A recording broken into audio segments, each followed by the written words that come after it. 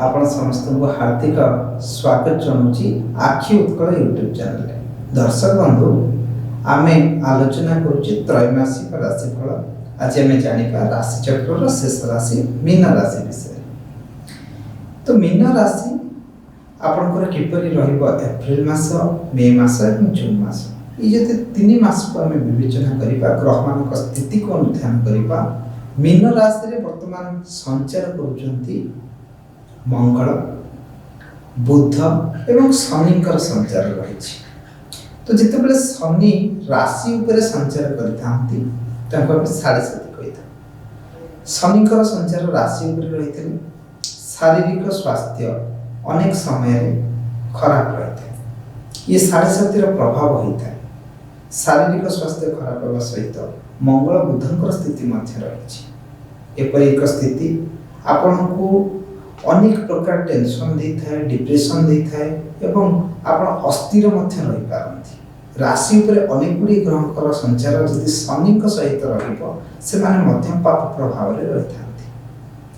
आसंतु जानिबा mean राशि व्यक्ति विशेषकर राश्याधिपति स्थिति। राश्याधिपति बृहस्पति चतुर्थ स्थान रे मिथुन राशि रे रहिछथि। गुरुंकर मिथुन राशि संचार शत्रु राशि होता है, किंतु केंद्रगत गुरु सदा सर्वदा सुफल देते।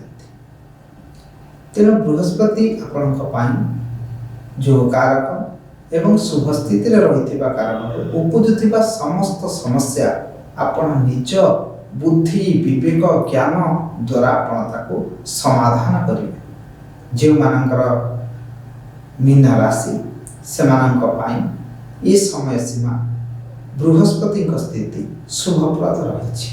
साढ़े सातिर द्वितीय चरण में रही। तेणु किसी कष्ट तो निश्चित रही, शारीरिक कष्ट। आम जदि आपणकर ये मास को आम देखा द्वितीय स्थान धन स्थान रे शुक्र एवं निजे रविंकर संचार रही। रवि उच्चस्थ अच्छा, शुक्र मध्य रही।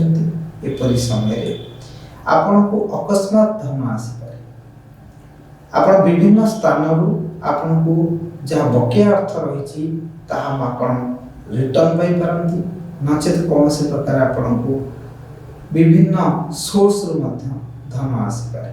मल्टीपल इनकम सोर्स भी आपनकर तैयारी ही पारे बा सृष्टि ही पारे। ये समय सीमा अत्यंत उच्च कोटि रही। जदि हमें देखिबा आपनकर आयर स्थिति को देखिबा, आयर स्थिति मध्यम धरणर रही। जो माने व्यवसाय करुचंती किंबा किछि निवेश करुचंती तांको पय मध्यम धरणर रही।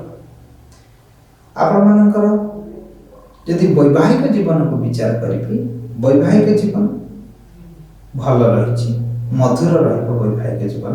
यदि किछि बचसा रही, तिक्तता रही किंबा निज भीतर किछि संदेह रही दूरीभूत है। कारण साढ़े सातिर प्रभाव में संदेह वृद्धि होता है। तेणु एपरी एक स्थिति जहाँ आपणकर एप्रिल मास रहिबो से समय आपणकर वैवाहिक जीवन में मधुरता सृष्टि हो। विद्यार्थी मानक पय जदि देखिबा, विद्यार्थी मानक पय शुभ स्थिति रही। विद्यार्थी माने शिक्षा पाई बा उच्च शिक्षा पाई दूर यात्रा करि पारंती, विदेश यात्रा मध्य करि पारंती।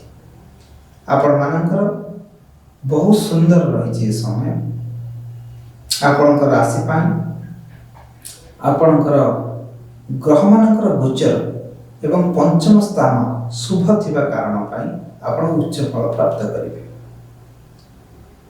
यदि व्यवसाय पाई आम व्यापार वाणिज्य करुवा व्यक्ति विशेष, इंपोर्ट एक्सपोर्ट करुवा व्यक्ति विशेष, आपण मानक पाई मध्य नूतन सुजोग सृष्टि हो। आपण कौन सी कार्य हाथ को नहीं पारंती, आपणाई पारंती किंबा नूतन कौन सी व्यापार इत्यादि आपण तैयारी करि पारंती। एपरि एक सुंदर जोग रही। आय मध्य मध्यम धरणर रहिबो। जदि आपणकर द्वादश स्थान को आम देखिबा, द्वादश रे राहु रहिछथि। एपरि स्थिति आपण को कौन सी लिटिगेशन, आलिगेशन किंबा कोर्ट कचेरी मामला रे पकई पारिबा। तेणु सब सचेतन रुहतु। କାରଣ ଦ୍ୱାଦଶରେ ଥିବା ରାହୁ ଅନଏକ୍ସପେକ୍ଟେଡ୍ ହେଇଥାନ୍ତି। ଆମକୁ ମାଲି ମକଦ୍ଦମାରେ ପକାଇ ପାରନ୍ତି। ଯଦି କୌଣସି ମାଲି ମକଦ୍ଦମା ଇତ୍ୟାଦି ଆପଣଙ୍କ ଉପରେ ରହିଛି, ଆଲିଗେସନ୍ ରହିଛି, ତାକୁ ଆପଣ ନିଜ ଭିତରେ ଆପୋଷ ସମାଧାନ କରନ୍ତୁ।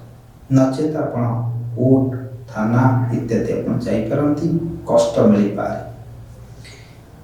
ଦ୍ୱାଦଶସ୍ଥ ରାହୁ କୋର୍ଟ କଚେରୀ ଇତ୍ୟାଦିରେ ଅର୍ଥ ବ୍ୟୟ କରିଥାଏ, ଅର୍ଥ ହାନି କରିଥାଏ। ଆପଣ ଅନେକ ଗୁଡ଼ିଏ ସମସ୍ୟା ମଧ୍ୟ ପାଇଥାନ୍ତି ଏବଂ ଆପଣଙ୍କର ସାମାଜିକ ଖ୍ୟାତି ମଧ୍ୟ ନଷ୍ଟ ହୋଇଥାଏ। ଯଦି ଆମେ ବିଚାର କରିବା ମୀନ ରାଶିର ବ୍ୟକ୍ତିବିଶେଷଙ୍କର ଗ୍ରହର ସ୍ଥିତିକୁ ନେଇକି, ତେବେ ଇଏ ମଧ୍ୟମ ଧରଣର ରହିଛି। କର୍ମଜୀବୀ ମହିଳାମାନଙ୍କ ପାଇଁ ଯଦି ବିବେଚନା କରିବା, ଯେଉଁମାନେ କର୍ମଜୀବୀ ମହିଳା ଅଛନ୍ତି ତାଙ୍କ ପାଇଁ ସୁନ୍ଦର ସମୟ ରହିଛି। କର୍ମଜୀବୀ ମହିଳାମାନେ ନୂତନ କାର୍ଯ୍ୟ ହାତକୁ ନେଇପାରନ୍ତି, କର୍ମକ୍ଷେତ୍ରରେ ଉଚ୍ଚ ପ୍ରଶଂସିତ ହୋଇପାରନ୍ତି ଏବଂ କର୍ମକ୍ଷେତ୍ରରେ ମଧ୍ୟ ଲାଭାନ୍ୱିତ ହୋଇପାରନ୍ତି।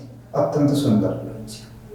ଯେଉଁ ବ୍ୟକ୍ତିବିଶେଷମାନେ ନୂତନ କରି କର୍ମ କରିବା ପାଇଁ ଚାହୁଁଛନ୍ତି, ଚାକିରି ପାଇଁ ଆଶାୟୀ ଅଛନ୍ତି, ସେମାନଙ୍କ ପାଇଁ ମଧ୍ୟ ଶୁଭ ସମୟ ରହିଛି।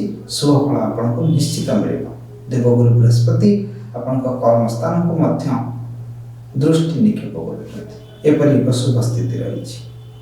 ତେଣୁ ଯେଉଁ ବ୍ୟକ୍ତିବିଶେଷମାନଙ୍କର ମୀନ ରାଶି, ଆପଣ 7.5ର ପ୍ରଭାବରେ ଅଛନ୍ତି, ଶନି ଭଗବାନଙ୍କର ଗାୟତ୍ରୀ ଜପ କରନ୍ତୁ, ଶନି ଭଗବାନଙ୍କ ଉଦ୍ଦେଶ୍ୟରେ ଦାନ କରନ୍ତୁ।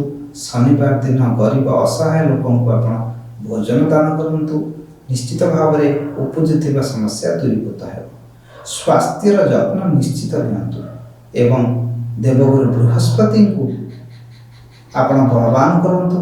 ପ୍ରତ୍ୟେକ ଗୁରୁବାର ଦିନ ଆପଣ ବିଷ୍ଣୁ ଭଗବାନଙ୍କର ଦର୍ଶନ କରନ୍ତୁ।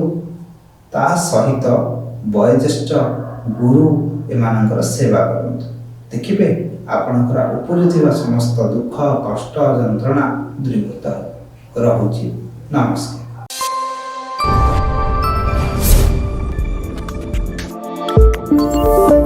ଆମ ଚ୍ୟାନେଲ ଲାଇକ୍ କରନ୍ତୁ, ସବସ୍କ୍ରାଇବ୍ କରନ୍ତୁ, ବେଲ୍ ଆଇକନ୍ରେ ପ୍ରେସ୍ କରନ୍ତୁ, ସେୟାର କରନ୍ତୁ।